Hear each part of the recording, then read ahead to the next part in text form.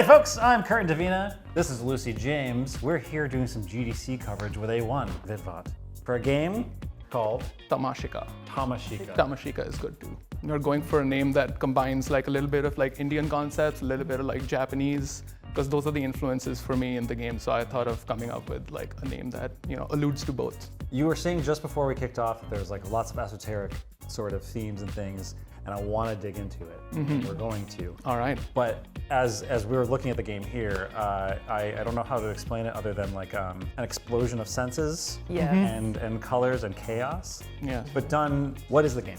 Yeah, what is that elevator pitch? Yeah, the elevator pitch is just psychedelic first-person shooter, corridor shooter, quick to pick up, arcade-style kind of action, action game. I like games like that. I was inspired by games like that, and mostly shooter games have been. I know this is changing. They've been very kind of military, focused or like lots of blood and gore.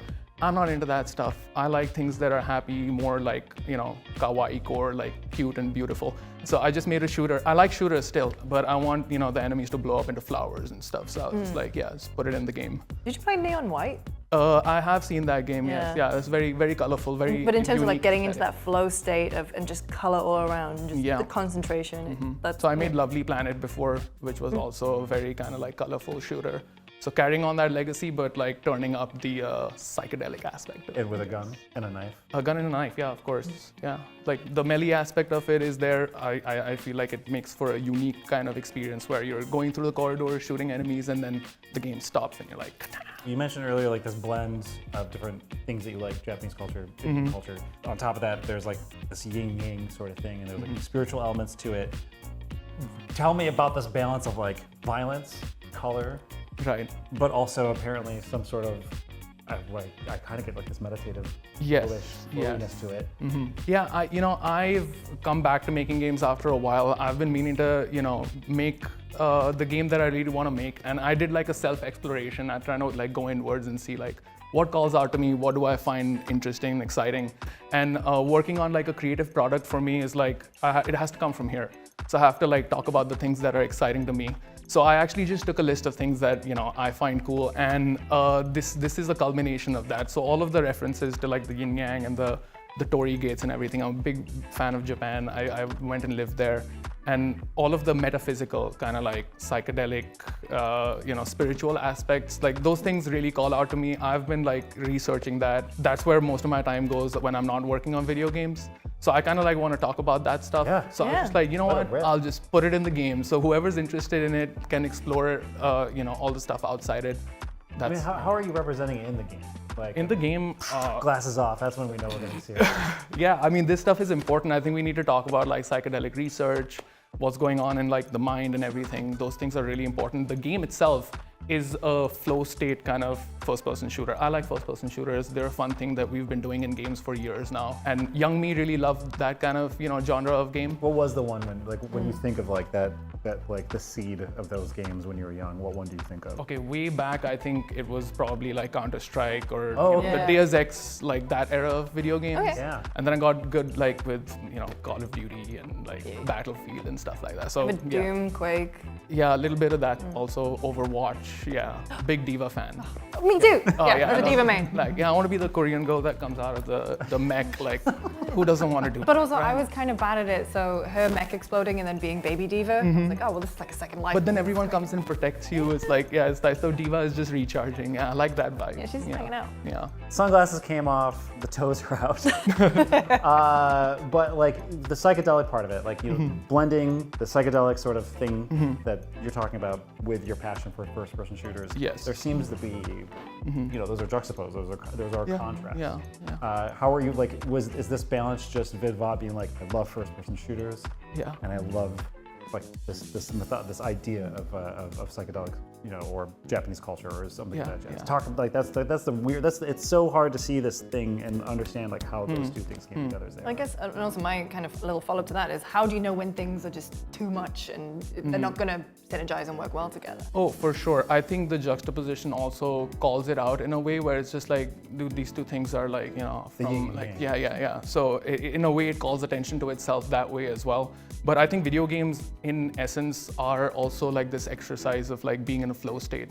And that in itself, the activity of being with a game and like giving it your total attention, that I think is itself a really deep thing. And I think all games do that. Like with Tamashika, we're just making it very obvious with the environment.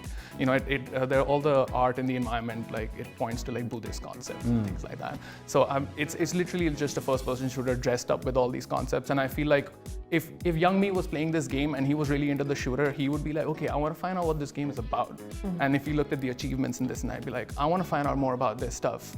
So it's just like I'm just doing like an intuition pump for here's cool concepts if you want to jump into it. How do you feel, if an audience or a player plays it and only gets that side, only gets like one side of those two things? Like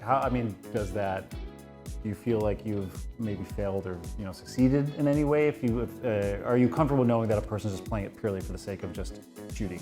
Well, yeah, it's for that too. Like just that exercise. Also, I've designed the game in a way where you can have the experience of just playing a nice, fun first-person shooter game, and then if you're not interested in the narrative, I do the same thing with most games. Like I'm not a narrative-heavy kind of person when it comes to playing games, and I just want to actually just shoot some bad guys and like have some fun with my computer for a bit. So I imagine that will happen, but for the curious few who want to explore more, profound concepts, like here's an open invitation, let's vibe. I want to take a step back. You said you kind of took some time off making games. Kind of why was that? What was your history before you came back and worked on Tamashika? Yeah, I've actually worked on a couple of first-person shooters from before, like way back 10 years ago. Okay. Yeah. So I've been making a bunch of Lovely Planet games, keep putting them out on Steam, and every time I go back to making games, it's after I've quit my job, because like I just can't stick at a job, turns out, and I just need to do this video game thing better. So my last job after COVID, kind of like spending more time at a job. I really didn't want to, but I had to because it was just COVID time, didn't know what to do.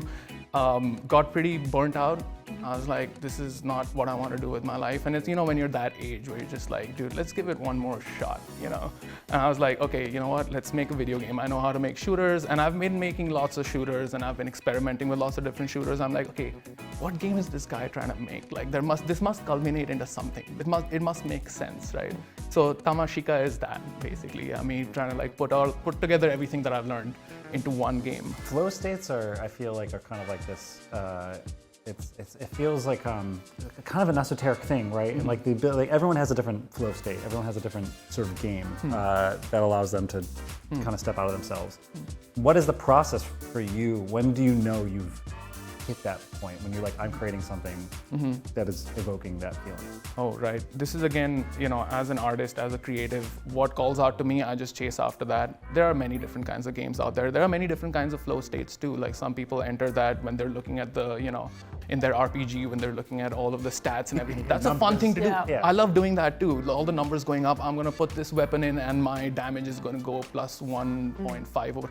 I get that too, but for me, it's always been first-person shooters. They're very tactile. They're very immediate. I like that kind of gameplay. I like the arcade style of gameplay, and I'm just going after that. So all the players, I'm sure there are players out there who would want to, enjoy their first-person shooter like that. So I'm counting on that. Yeah, and I think players will just, find the game. The people who resonate with your with your form of it.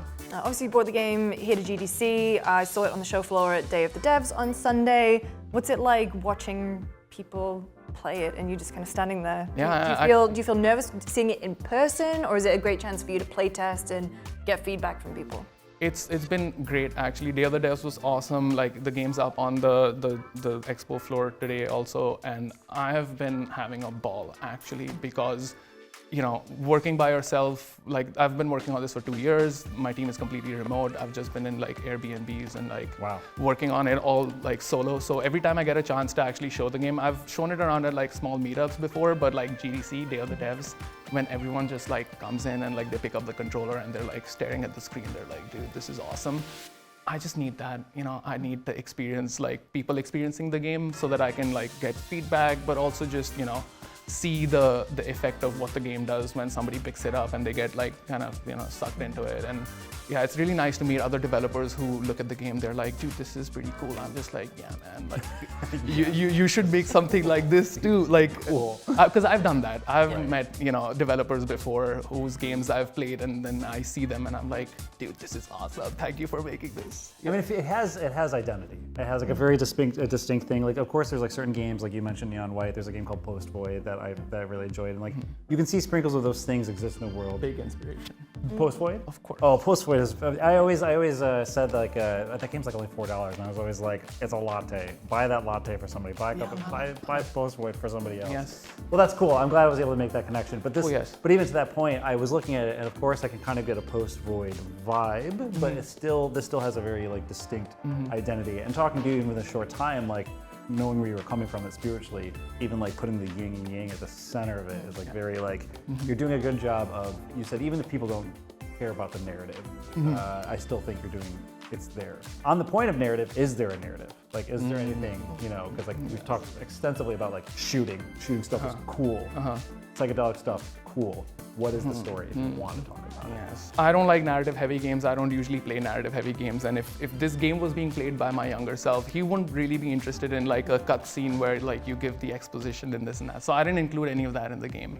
There is a meta narrative to the concepts that are being discussed, which I feel like I have to perform, so I just like talk about a lot of stuff on social media, like related to flow states, related to video games, related to ideas, mind, that kind of stuff. So join the conversation. Like let's talk about these things. But yes, the game has like Tamashika. Like she is, maybe you can meet her.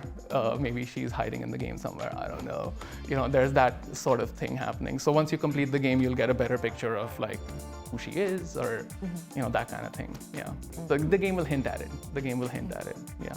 It's there if you're willing. If you want it. If you're looking for it. Yes. But it's not necessary. Yes. That in and of itself is spiritual. Yeah, I think so. Yeah. Wherever your attention goes, energy flows. So if you pay attention to the narrative, it'll emerge, I guess. I think that was like your selling pitch. Yeah. Yeah, that's good. Wherever your attention goes, that's where it flows. Very deep and profound concept. Yes. Attention is all you need. Attention is all you have. Attention is the natural prayer of the soul. I don't know if we can go anywhere else from that. No. Yeah, that's pretty good. No, I think that's a good place to end it. Thank you so much for coming by. Thank you for What having is me. what is like the last, I mean, that was incredible, but Yeah. like if you were to just give that one thing to somebody, like if you're passing the street in that moment and you want to say something about your game, what do you say? Pay attention to the world simulation. She will wink at you. Ooh. Love that. A wink and a whisper, maybe, if you're listening too. Just keep paying attention. That's it. Well, thank you so much for being here. Thank you for having me. It's lovely talking to you guys. It was awesome. Lovely Thank being you. in the studio. Oh my God, Oh, thank you thank so you. much. This is Our nice. brand new you. studio. This is Vidhvat with Tamashika. I'm Curtin Davina. This is Lucy James. Thank you so much for joining us and watching us for our GameSpot GDC coverage. Until next time, see you later.